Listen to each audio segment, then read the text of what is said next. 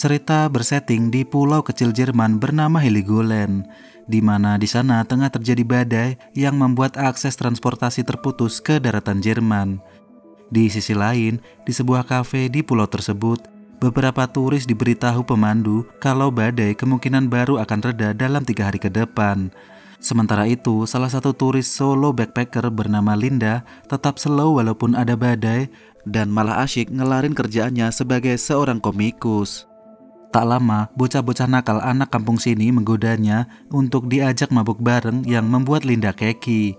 Linda pun menolak, lalu boker di toilet. Namun tiba-tiba terdengarlah seseorang membuka pintu yang membuat nya masuk lagi.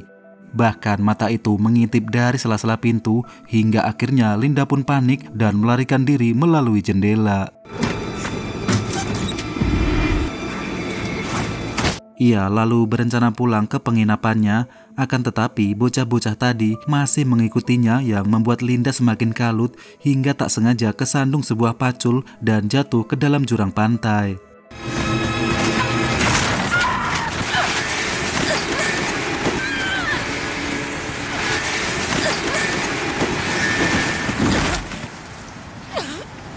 Beruntung ia masih selamat, akan tetapi Linda malah menyenggol seonggok mayat di sana, sedangkan bocah-bocah tadi masih mencarinya sambil berteriak kalau mereka cuma bercanda. Keduanya terus-terusan memanggil Linda dan hanya menemukan komik-komiknya. Melihat itu, mengira Linda sudah mati, mereka pun pergi, takutnya ada saksi mata yang melihat, sedangkan Linda sendiri masih sembunyi di balik mayat tersebut. Setelah semua aman, Linda juga ikut pergi, meninggalkan mayat dengan tulisan Eric di kaosnya itu tanpa ia sadari HP-nya ketinggalan di sana.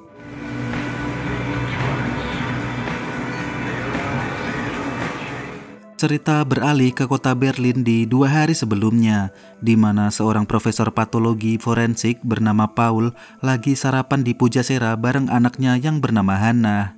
Diketahui mereka adalah keluarga broken home yang membuat Hannah ini merasa ayahnya tak pernah ada waktu untuknya.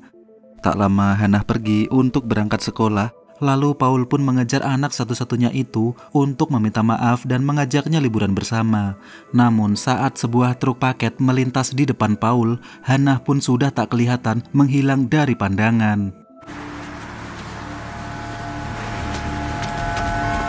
2 hari kemudian, Paul berangkat kerja di unit patologi Federal Berlin.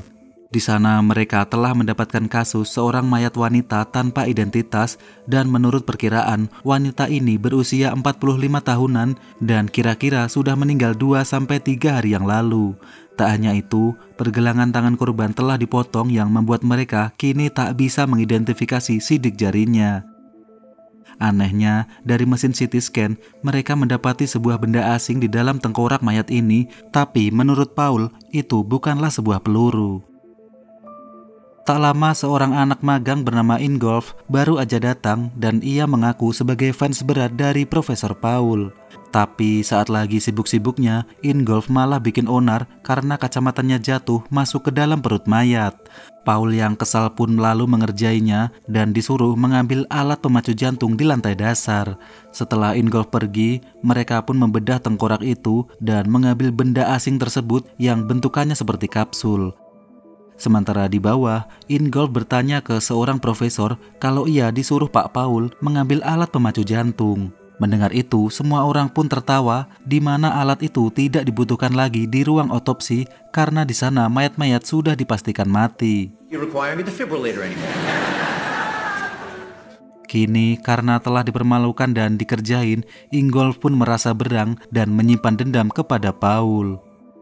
Kembali ke Paul yang meneliti kapsul tersebut, di mana setelah dibuka ternyata isinya adalah sepotong kertas yang sangat kecil. Dan setelah dibaca di kaca pembesar, ternyata bacaannya adalah nomor telepon dari Hannah, anak Paul itu sendiri.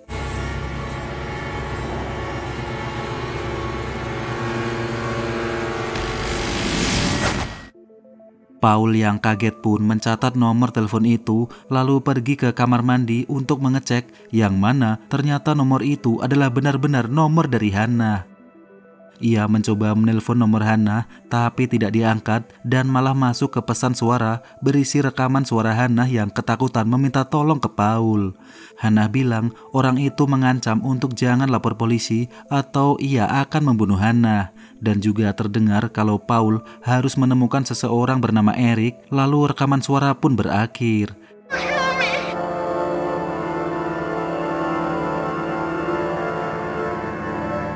Tak lama koleganya mencarinya dan bertanya apa isi dari kapsul itu, dan Paul pun menjawab kalau kapsul tadi nggak ada isinya.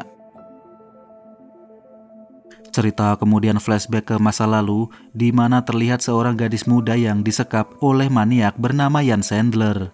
Di sana Jan meruda paksanya setiap hari sambil direkam dengan sebuah handycam. Setelah puas dengan hasratnya, ia pun pergi dan meninggalkan sebuah kardus untuk gadis tersebut, dan setelah dibuka, ternyata isinya adalah seutas tali untuk mengakhiri hidup.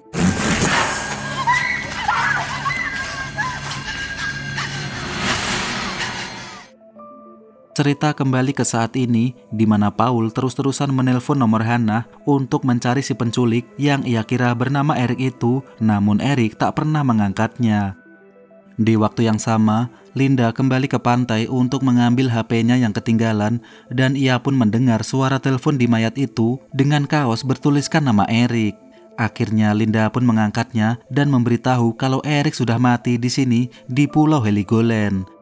Paul lalu meminta Linda untuk tetap terhubung dan agar percaya ia memberitahu kalau dirinya adalah ahli forensik dari Berlin.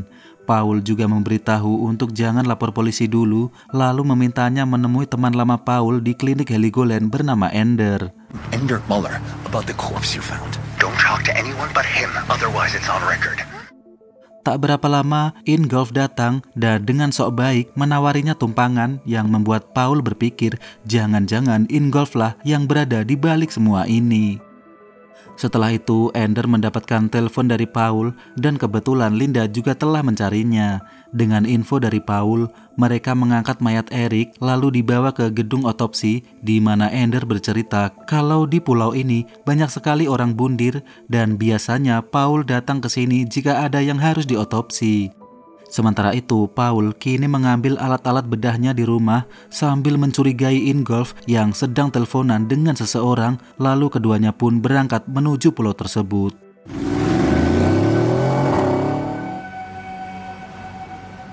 Kembali ke Heligoland, di mana Linda akhirnya sampai di gedung otopsi.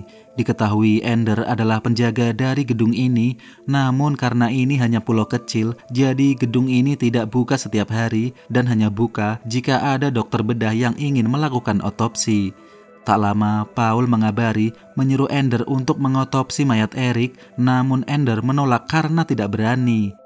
Paul lalu meminta Linda yang mengotopsi demi menemukan petunjuk di mayat itu, yang tentu saja Linda pun juga menolak dan mengaku kalau dia ini adalah pecinta binatang.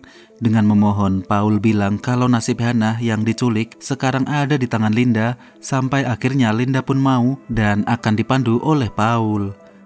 Linda pun tarik nafas membuka kantong mayat tersebut, namun setelah dibuka, ia pun kebauan, bahkan di hidung rasanya seperti ditonjok setan. Dengan perlahan tapi nggak pasti, sambil ngomel-ngomel, Linda memotong kaosnya dan menemukan kalung dengan liontin sebuah kunci yang terlihat normal seperti kunci pintu pada umumnya. Paul menyuruh untuk mencari tanda-tanda aneh sebagai petunjuk dan meminta Linda untuk mengecek burungnya. Linda pun tentu protes, sementara si Ender udah gak kuat nahan ketawa. Akhirnya ia pun mau dan mulai menggunting celana, di mana Linda melaporkan kalau tidak ada yang aneh. Burungnya sih biasa aja, tapi memang jambinya dicukur mulet.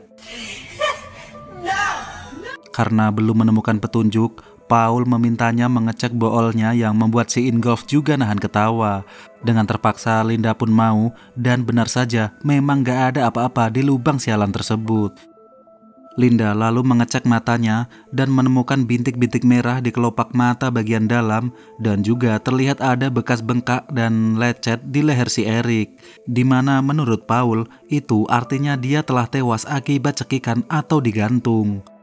Linda lalu disuruh mengecek mulutnya dan menemukan benda lonjong berwarna kuning tapi bukan minion, dan saat dicoba untuk dicabut, benda kuning itu justru masuk semakin dalam ke dalam kerongkongan. Melihat itu, Paul pun memintanya membedah lehernya, yang tentu Linda pun muak lalu keluar mencari Ender, namun si Ender telah pergi entah kemana. Paul terus-terusan membujuknya, bilang kalau Hannah masih berusia 17 tahun dan hanya Linda sekarang yang bisa menolongnya. Akhirnya Linda mau melakukannya, dan saat masuk terlihat sesosok orang melintas di balik pintu.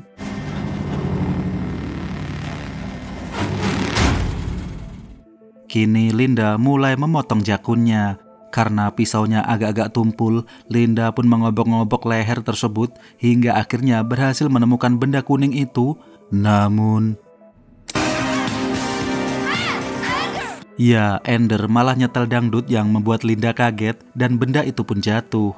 Beruntung Ender menemukannya di lantai dan setelah dibuka, isinya adalah sebuah foto wanita tua, yang mana Ender mengenalnya dan bilang kalau dia adalah Nyonya Toven yang juga tinggal di pulau ini. Paul lalu menelpon temannya untuk menanyakan siapa itu Nyonya Toven yang akan ia cek di database nasional.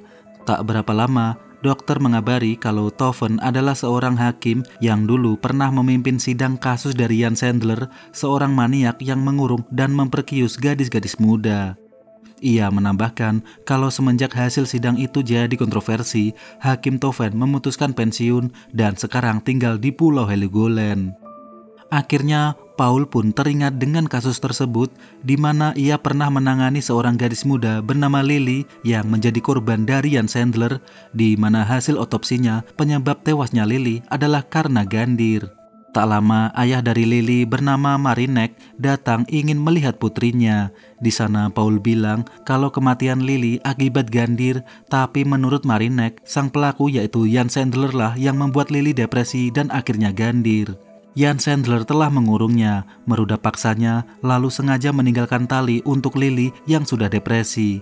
Itu artinya Jan Sandler lah yang membunuh Lily dan meminta Paul untuk menulis laporan kalau penyebab kematian Lily adalah karena ada luka organ dalam akibat penganiayaan, bukan hanya karena gandir semata. Karena kalau nanti Sandler hanya didakwa atas peruda paksaan, paling-paling ia cuma dipenjara 5 tahun. Oleh karena itu, Marinek meminta Paul memanipulasi laporan otopsi kematian Lily agar Sandler bisa dipenjara seumur hidup. Namun Paul ini orangnya selalu ikut aturan dan ia tidak mau memanipulasi laporan karena Lily tewasnya memang karena gandir. Marinek terus memohon, bilang kalau ia rela melakukan apapun untuk keadilan Lily putrinya. Ia rela menyerahkan semua tabungannya 160.000 euro kepada Paul agar Lily mendapatkan keadilan, tapi Paul tidak bergeming dan tetap memilih untuk taat dengan hukum negara.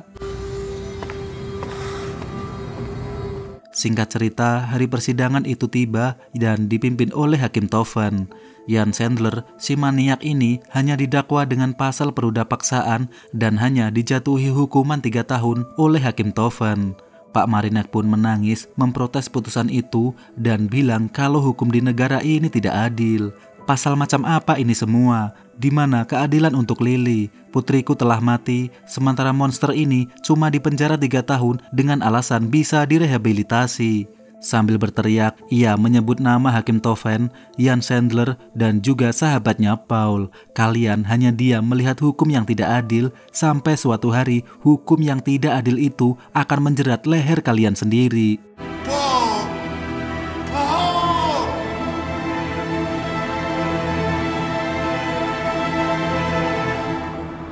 Kini, setelah teringat semuanya, Paul pun berpikir jangan-jangan Marinek lah yang telah menculik Hannah karena ingin membalaskan dendam. Ia pun menuju ke rumah Marinek karena satu arah menuju pelabuhan untuk mencari petunjuk di sana.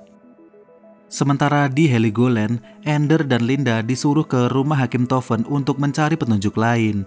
Karena dipanggil-panggil tak ada jawaban, mereka pun mendobrak pintunya dan menemukan kalau si Hakim sudah terbujur kaku di dalam kamarnya. Tak hanya itu, ternyata sebuah gagang sekop juga tertancap di bool si Hakim yang membuat mereka berdua sedikit merinding. Mereka pun membawa mayatnya, sementara Paul dan Ingolf telah sampai di rumah Marinek. Di depan pintu, ia melihat sebuah kardus bertuliskan Skwintowski yang setelah dibuka ternyata berisi uang 160.000 euro yang jumlahnya sama persis dengan yang ditawarkan Marinek 4 tahun lalu. Tak hanya itu, di sana juga ada sebuah kapak dan sepasang sepatu boot. Paul pun masuk, memanggil-manggil Marinek tapi tak ada jawaban. Sementara Ingolf menemukan sebuah laporan otopsi tapi nggak ada nama dari si mayat dan terlihat foto-foto Marinek yang sedang mengotopsi seorang gadis. Melihat itu, Paul berpikir jangan-jangan anaknya sudah mati lalu membuka sebuah ruangan. Benar saja di atas meja terdapat sebuah bungkusan besar yang ditutupi taplak beserta foto Paul dan Hannah saat terakhir kali mereka sarapan bersama. Artinya adalah Marinek selama ini mengikutinya dan Paul pun membuka taplak tersebut yang ternyata isinya adalah ya, ternyata itu hanya seekor babi. Lalu mereka keluar dan kata Ingolf, arti dari sepatu boot ini mungkin sebuah genangan air. Keduanya berkeliling ke gudang dan menemukan banyak sekali foto-foto yang mana mereka akhirnya tahu kalau selama ini Marinek telah mengawasi dan mengikuti Jan Sandler. Dari foto-foto itu, terlihat kalau setelah bebas, Sandler ternyata tidak kapok dan kembali mendekati gadis-gadis kecil untuk dijadikan mangsa. Dan tak lama, Paul menemukan sebuah toples kaca berisi lidah dan bertuliskan nama Jens Erik Sandler yang artinya mayat yang diobok-obok oleh Linda tadi adalah mayatnya si Jan Erik Sandler ini. We must have been trailing him 24 hours a day. Cerita kembali ke Heligoland di mana mereka telah membawa mayat si hakim, namun tiba-tiba mati lampu dan Ender pergi untuk mengecek generator. Akan tetapi, lama sudah Linda menanti, si Ender tak kunjung datang memberi kabar. Lalu terdengarlah suara langkah yang sangat pelan seperti mengendap-endap yang membuat Linda ketakutan, jangan-jangan pembunuh itu berada di sini. Kembali ke Paul yang menemukan sebuah MacBook milik Marinek dan memasukkan password anak Marinek yaitu Lily dan ternyata password itu benar. Di dalamnya terdapat sebuah video saat si Marinek mengotopsi si gadis di mana di kaki si gadis itu ada sebuah tato, tapi Paul yakin itu bukanlah Hannah karena sepengetahuannya Hannah tidak punya tato. Video berlanjut di mana mayat itu dibungkus, lalu Marinek mengukir sesuatu di sebuah gagang sekop. Ingolf pun bilang pasti si Marinek ini tidak sendirian karena ada seseorang juga yang memegang kameranya. Video berlanjut di pagi hari di mana Marinek membawa bungkusan itu ke sebuah danau di dekat sini dan mereka pun mengikutinya. Sampailah mereka di danau beku dan Ingolf melihat sebuah tanda salib di tengah danau lalu sok-sokan mendekatinya.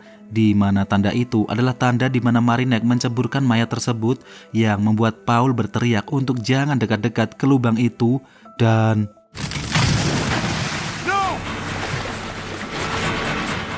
ya, Ingolf pun tenggelam, terjerembab ke dalam lubang karena es yang ia injak adalah salju baru dan Paul mencoba menyelamatkannya dengan mengaitkan ikat pinggang ke tangan Ingolf. Beruntung keduanya selamat walaupun celana Paul jadi kendor dan sesegera mungkin menghangatkan Ingolf sebelum ia terkena serangan hipotermia. Kembali ke Linda yang akhirnya lampunya sudah menyala tapi sebagian doang. Tak lama terdengar suara langkah dan ia memanggil-manggil Ender namun masih tak ada jawaban. Tiba-tiba Ender pun masuk dengan sebilah pisau menancap di pundaknya lalu ia pun malah jatuh pingsan. Linda yang panik mengabari kalau pembunuhnya mungkin ada di sini dan Paul bilang untuk sabar sedikit lalu mewanti-wanti Linda untuk jangan mencabut pisaunya, takutnya si Ender nanti malah kehabisan darah. Setelah telepon dimatikan, Linda kini mencoba tenang, kalem dan tidak panik. Namun tiba-tiba seseorang mengorek-ngorek lubang kunci dan Linda pun sembunyi di lemari penyimpanan jenazah. Di sisi lain, Ingolf berterima kasih karena Paul telah menyelamatkannya. Ia juga bilang kemarin sebenarnya ia kesal dengan Paul karena mengerjainya mengambil alat pemacu jantung yang ternyata tak ada gunanya. Tapi sekarang Ingolf memaafkannya dan si Paul juga minta maaf jika kemarin bercandanya terlalu kelewatan. Kembali ke Linda yang mendengar teleponnya berdering, di mana itu adalah telepon dari Paul. Ia mengintip keluar dan terlihat seseorang mengangkatnya, tapi ngomongnya cuma hoa-hoa doang. Orang itu kemudian mendekat ke tempat persembunyian Linda dan setelah dibuka, ternyata itu adalah Ender yang bangun lagi dan terlihat bingung dengan apa yang telah terjadi.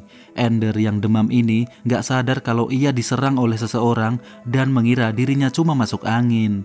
Namun setelah merasa ada cenut-cenut di pundaknya, Ender pun lari ke sebuah cermin yang membuatnya tercengang ada pisau telah menancap dan ia pun kembali jatuh pingsan. Sementara itu, Paul bergegas menuju pelabuhan, lalu teringat dengan gagang sekop yang diukir Marinek. Ia pun menyuruh Linda untuk mencabut gagang sekop yang nyangkut di bool Hakim Toven, dan setelah dicabut, selai-selai kacang itu pun dioleskan ke kaos kaki Toven agar jelas apa yang terukir di gagang tersebut. Ternyata itu adalah sebuah angka-angka random yang kata Ingolf itu mungkin sebuah angka koordinat GPS. Beruntungnya, mobil Mercedes milik si Ingolf ini adalah mobil premium dan punya fitur-fitur canggih untuk melacak GPS, lalu dimasukkanlah koordinat tersebut sambil membaca buku manualnya. Tak berapa lama, anak buah Paul mengabari kalau mayat wanita di patologi Berlin kemarin penyebab kematiannya adalah racun sianida. Tapi bukan dibunuh, melainkan dia mengakhiri hidupnya sendiri.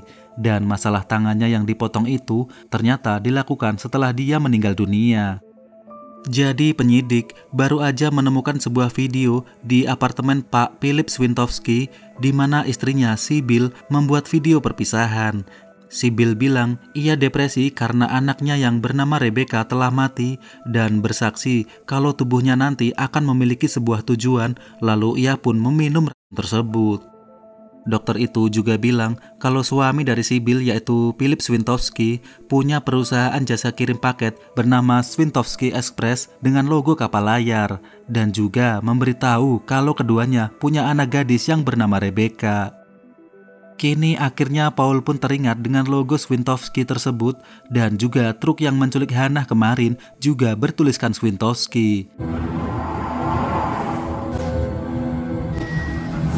Swintowski, who owns a moving company, they have one daughter, Rebecca. Tak hanya itu, kata Bu Dokter, Rebecca juga telah hilang tanpa jejak, namun Philip dan istrinya tidak pernah membuat laporan ke polisi. Melihat itu semua, Paul pun kini tancap gas menuju koordinat GPS tadi hingga sampailah mereka di dalam hutan terpencil.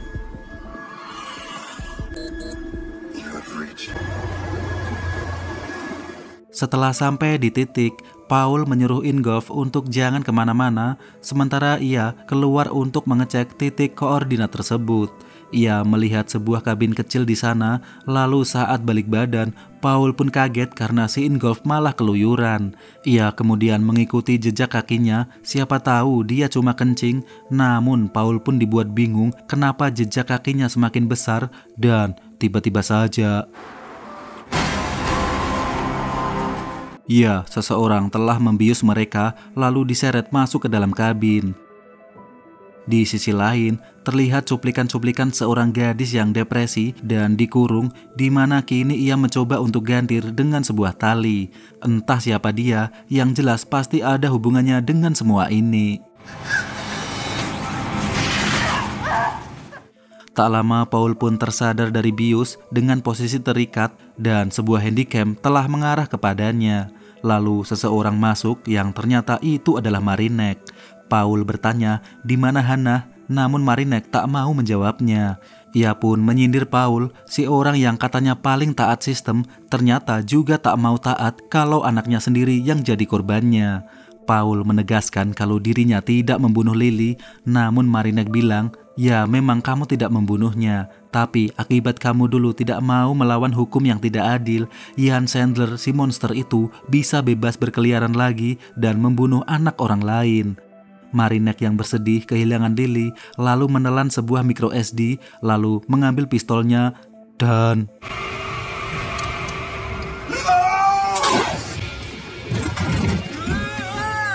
Ya, Marinek mengakhiri hidupnya sendiri setelah misinya terpenuhi. Lalu Paul menyuruh Ingolf mengambil alat otopsinya di mobil untuk mengambil memori yang telah ditelan Marinek. Akhirnya, memori itu berhasil dikeluarkan lalu dimasukkan ke handycam di sana. Ternyata itu adalah rekaman dari Philip Swintowski yang ingin memberi Paul sebuah pelajaran. Karena gara-gara Paul, si Jan Sandler bisa bebas lagi yang kemudian membunuh putri tunggalnya yaitu Rebecca. Philip bercerita kalau semenjak Jan Sandler bebas, Marinek selalu membuntuti dan mengawasi semua gerak-geriknya, di mana ternyata Sandler telah menarget Rebecca untuk menjadi mangsa selanjutnya. Sayangnya waktu itu, Marinek yang mengikuti Jan Sandler kelelahan dan ketiduran di dalam mobilnya. Hingga tak terasa hari sudah malam dan sekolahan telah tutup, lalu Marinek datang ke rumah Philip dan Sibyl untuk bertanya apakah Rebecca sudah pulang ke rumah. Karena kalau belum, artinya ia telah diculik oleh Jan Sandler, lalu mereka pun berhasil menemukan tempat persembunyiannya di mana ia lagi comlai di depan monitor sambil mengawasi Rebecca. Philip yang emosi pun memotong lidahnya, lalu menemukan anaknya Rebecca telah tewas dengan sebuah tali gantungan. Philip berkata kalau ia ingin memberi Paul pelajaran di mana Marinek telah menculik Hannah dan akan membuatnya depresi. Tak hanya itu, Marinek juga meninggalkan tali gantungan di tempat penyekapan Hannah, sama persis seperti yang telah dilakukan Sandler kepada anak-anak mereka, Lily dan Rebecca. Philip menambahkan kalau ini semua adalah pelajaran untuk Paul, orang si paling taat hukum tapi hanya diam saat melihat ketidakadilan.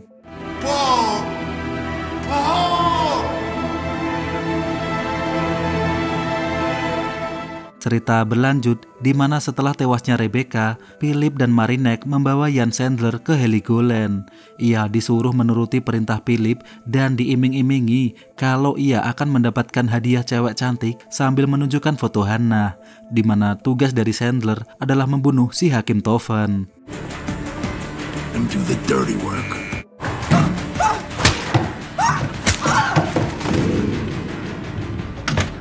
Video pun diakhiri di mana Philip bilang kalau Paul akan merasakan apa yang ia dan Marinek rasakan di mana ia telah meninggalkan Hannah di Heligoland. Dan jika ingin menyelamatkannya, Paul harus mengikuti cahaya Alcatraz, lalu Philip pun mengakhiri hidupnya sendiri.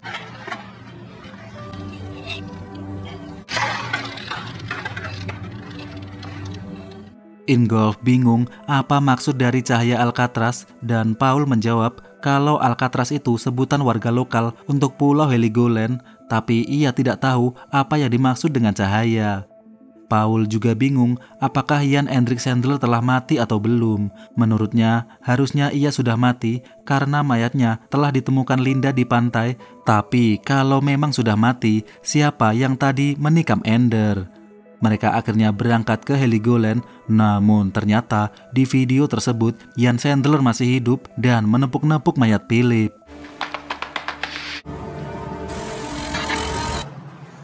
Di sisi lain, ternyata ban mobil Ingolf telah kempes semua karena ditusuk-tusuk oleh Marinek.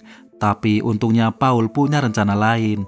Ia tahu mobil Mercy ini premium dan menurut buku manual yang ia baca, mobil ini punya fitur SOS yang otomatis on ketika terjadi kecelakaan. Paul lalu meminta Ingolf mengencangkan celana pengaman, kemudian menabrakkan mobil mahal itu ke pohon rambutan.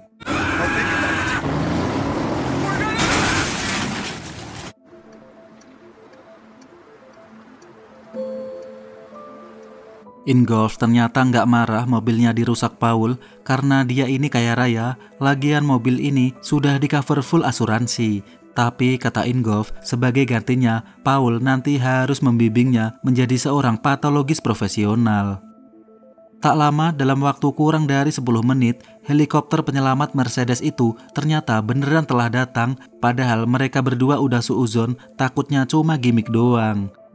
Di sisi lain, Linda kini mengelus-ngelus Ender yang udah sekarat dan tak lama pintu pun didobrak oleh seseorang dan ternyata itu adalah Jan Erik Sandler yang beneran masih hidup.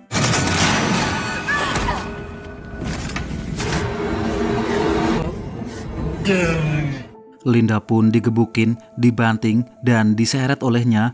Dan Chandler yang udah nggak punya lidah ini bertanya di mini kincinyi alias di mana kuncinya.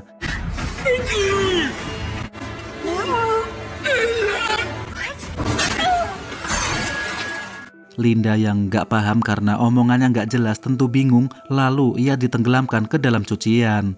Di saat itulah Chandler berhasil menemukan kuncinya, yaitu kunci yang ada di kalung mayat tadi. Namun Linda berhasil menyodoknya dengan gagang sekop bekas bool. Sayangnya Chandler sangatlah kuat, lalu Linda terpaksa mencabut pisau di pundak Ender. Kemudian ya, Linda berhasil melukai dengkulnya yang udah kopong, lalu kabur membawa tubuh Ender untuk sembunyi di dalam lift.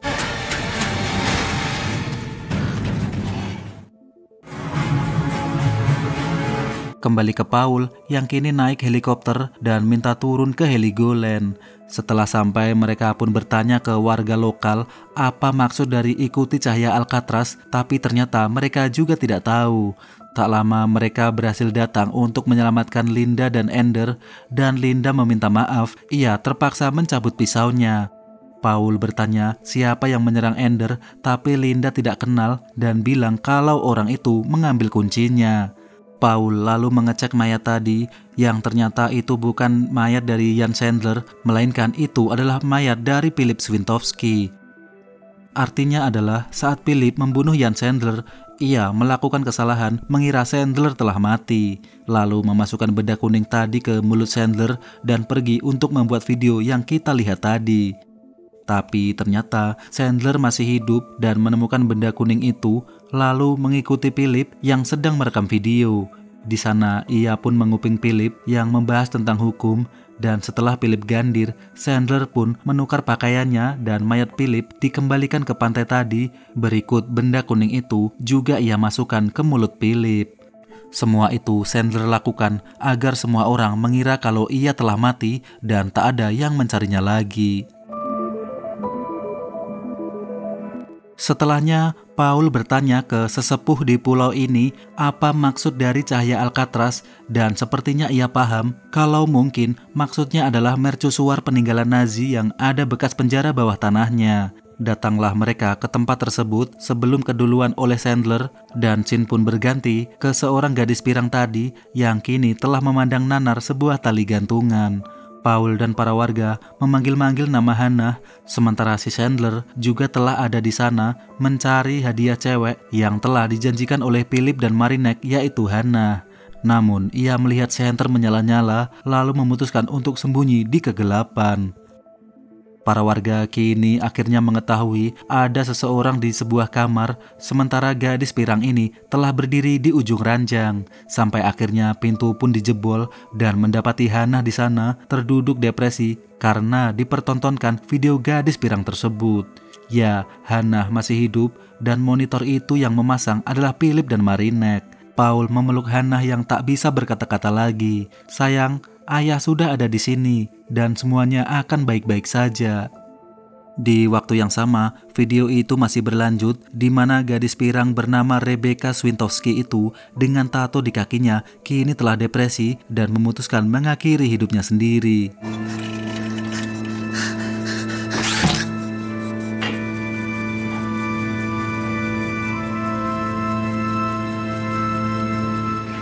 Tak lama, Marinek serta Philip Swintowski datang, namun sayangnya mereka terlambat menyelamatkan Rebecca. Philip menangis mengetahui anaknya telah mati, begitupun Paul, Hannah, dan orang-orang di sana juga menangis melihat video tersebut.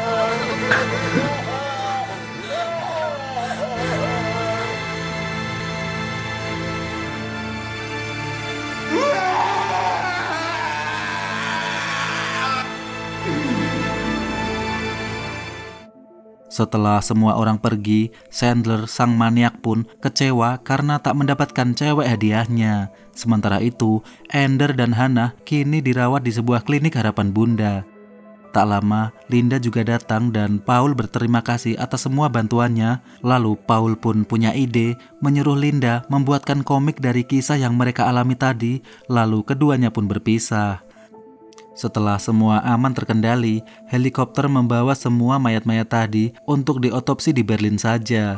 Di sisi lain, warga lokal telah berkeliling memburu Jan Sandler dan si Ingolf bilang kalau ia juga ingin memburu si monster itu. Paul pun berterima kasih dan mereka berpisah di sana karena harus mengantar Hannah balik ke Berlin, sedangkan Ingolf bergegas gabung bersama para warga. Di atas perairan, Paul terdiam menatap lautan. Ia pun merenung betapa sedihnya Philip dan Marinek saat ditinggal mati anak-anak mereka. Sama seperti perjuangannya hari ini untuk menyelamatkan Hannah. Namun, tiba-tiba...